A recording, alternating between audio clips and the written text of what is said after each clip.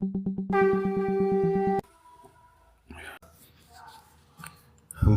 पुरुषोत्तम। ऋत्विक अधिवेशन के उपलक्ष्य में बाहर से अनेकों भाई आए हैं। कुष्टिया से अध्यापक अनिल दास सरकार छात्रों का एक दल लेकर आए हैं। तीसरे पहर में श्री ठाकुर के निकट आकर वे लोग बैठे हैं। श्री ठाकुर मातृ मंदिर के बरामदे पर बैठे उन लोगों के साथ प्रसन्न चित्त से बैठे हैं। सभी फर्श पर हैं। अन्य व्यक्ति भी वहाँ हैं। श्री ठाकुर ने पूछा, तुम लोगों को यहाँ कोई तकलीफ तो नहीं हो रही है? हमारे यहाँ बहुत असुविधाएं हैं। रहने, खाने, शौच जाने आदि ही अनेक असुविधाएं हैं। यहाँ अनेक लोग आ पहुँचे हैं। सभी भाइयों ने एक स्वर में कहा, हम अच्छे हैं, कोई असुविधा नहीं है। एक साथ सभी आनंद में हैं।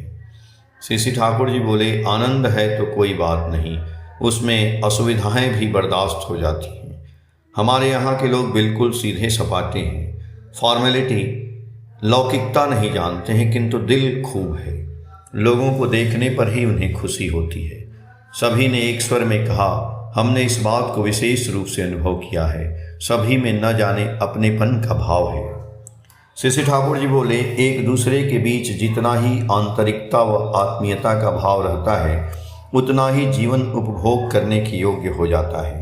धन दौलत जो ही कहो, मनुष्य के जैसा धन मनुष्य का और कोई दूसरा नहीं। एक भाई ने कहा, हमें आप कुछ उपदेश दें। श्री ठाकुर जी बोले, यूँ तो वार्तालाप ठीक ही चल रहा था।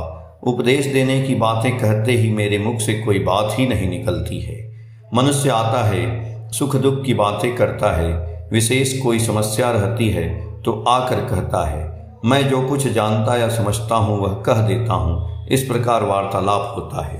उपदेश के रूप में मैं कुछ नहीं समझता, पर बहुधा मुँह से आप बहुत सी बातें निकल आती हैं।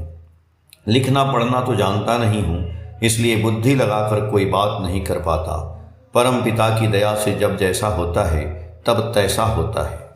कुछ बोलता हूँ, एक बार कहने पर जब नोट नहीं कर पाता है तब पूछता है तो उस बात को हूबहू नहीं कह पाता हूँ। मूर्ख के दोष का कोई अंत नहीं। भाई ने कहा, मैंने सुना है कि आप महाज्ञानी हैं। श्री ठाकुर जी बोले, वह तो मैं नहीं जानता हूँ। उनमें से एक व्यक्ति ने पूछा, छात्रों का प्रथम कर्तव्य क्या है?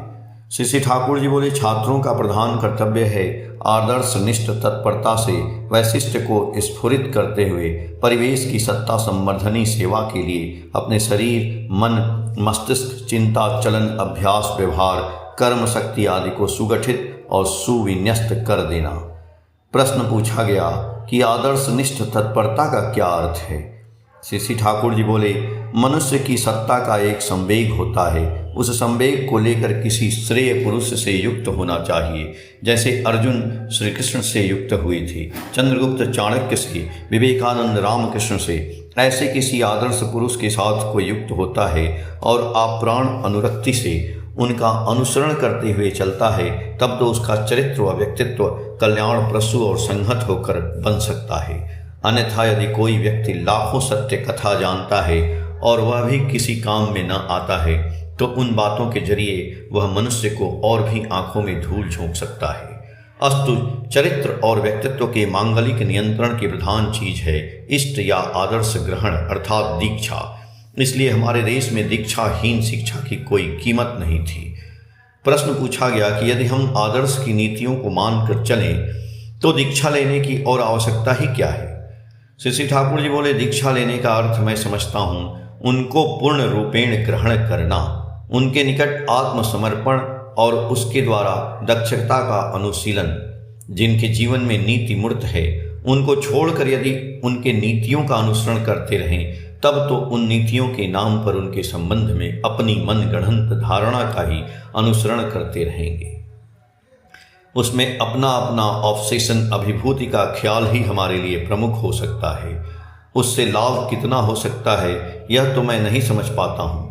उनके प्रति एक्टिव अटैचमेंट, सक्रिय अनुराग एवं उनके इंस्पिरेशन, प्रेरणा के द्वारा कॉन्सेंट्रिक सेल्फ एडजस्टमेंट, केंद्रायित आत्मनियंत्रण कहाँ तक एक्सेलरेटेड तीव्र गति संपन्न होता है, उसके संबंध में निश्चित रूप से कहा नहीं जा सकता है।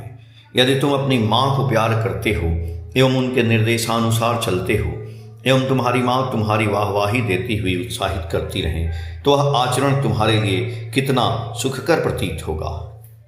प्रश्न पूछा गया कि आपने जन्मगत वैशिष्ट्य के स्फुरण के विषय में कहा है, किंतु स्कूल तथा कॉलेज में तो सभी छात्रों को समान रूप से एक तरह की शिक्षा मिल रही है। श्री ठाकुर जी बोले, एक तरह की शिक्षा मिल रही है, इसलिए तो वैशिष्ट्य का विकास नहीं होता है। फिर भी यदि उसके बीच अभिज्ञ सूक्ष्म दृष्टि संपन्न बहुदर्शी शिक्षक रहें, उनके साथ यदि छात्रों के स्कूल कॉलेज के बाहर भी व्यक्तिगत रूप से संपर्क बना रहे, तो वे उससे बहुत कुछ वैशिष्ट्य के अनुसार गाइड परिचालन कर सकते हैं। फिर प्रश्न पूछा गया कि लिखना पढ़ना सीख कर भी तो हम स्वतंत्र रूप से जीवन यापन का कोई पथ नहीं निकाल पाते हैं, इसका क्या उपाय है। श्री ठाकुर जी बोले, शिक्षा व्यवस्था की यह त्रुटि है। मुझे तो ऐसा प्रतीत होता है कि चाहे जिस विषय को क्यों न पढ़ाया जाए, उसके इकोनॉमिक, प्रैक्टिकल और सोशल एस्पेक्ट, अर्थनैतिक, वास्तव और सामाजिक दिशा को बच्चों के सामने सुंदर तथा स्पष्ट रूप से रखने की जरूरत है। सभी स्तर में एग्रीकल्चरल और इंडस्ट्रियल ट्रेनिंग, कृषि और शिल्पगत शिक्षा कंपलसरी अनिवार्य होना चाहिए। साइंस विज्ञान पढ़ाने में जहाँ जहाँ संभव हो वहाँ विषय वस्तु के आधार पर यंत्र विद्या, शिल्प कला, विज्ञान, औद्योगिक और वाणिज्य विद्या संबंधित संयोजन पर भी जोर देना पड़ेगा। छात्रगण पढ़ते हुए भी परिवेश के प्रयोजन की परिपूर्ति करके थोड़ा बहुत आय उपार्जन कर सकें एवं स्वोपार्जित उस अर्थ द्वारा इष्ट, पिता, माता पिता, शिक्षक, परिवार और परिवेश को बीच बीच में कुछ उपहार स्वरूप दे सकें, ऐसी व्यवस्था करना ही नितांत संगत प्रतीत होता है। इससे एक आत्मविश्वास पैदा होगा एवं किसी भी परिस्थिति में क्यों न पड़े, वे उसके बीच भी कुछ उपयोगी कार्य करके खड़े रह सकेंगे। बच्चों का independent power of observation and thinking, स्वाधीन पर्यवेक्षण और चिंता की क्षमता कितना बढ़ा है, इसकी एक परीक्षा होने की जरूरत है।